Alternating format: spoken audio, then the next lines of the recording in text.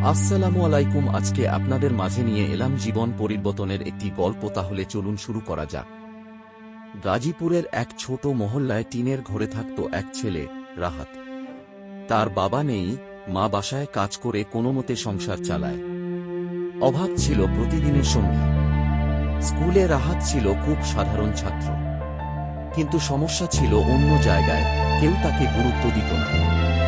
সহপাঠীরা তাকে নিয়ে হাসত, তুই কিছুই হতে পারবি না।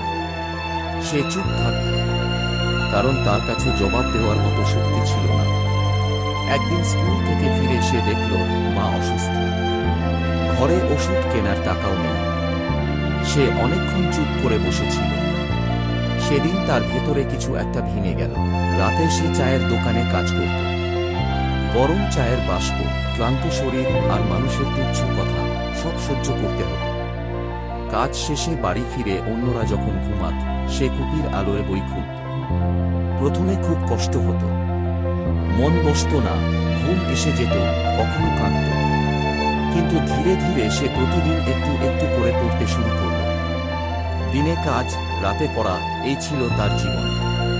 কেউ দেখেনি, কেউ জানেওনি, কিন্তু সে প্রতিদিন নিজের সাথে যুদ্ধ করত। সময় গড়িয়ে গেল, পরীক্ষার ফল এলো। রাহাত এবার খুব ভালো র্যাঙ্ক না পেলেও প্রথমবারের মতো নিজের আগের চেয়ে অনেক ভালো করল।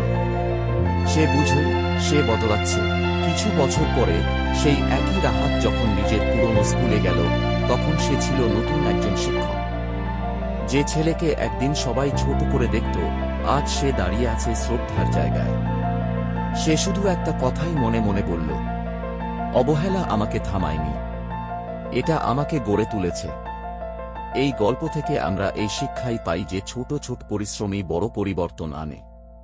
নিজের উপর বিশ্বাস থাকলে সময় একদিন জবাব দেয়।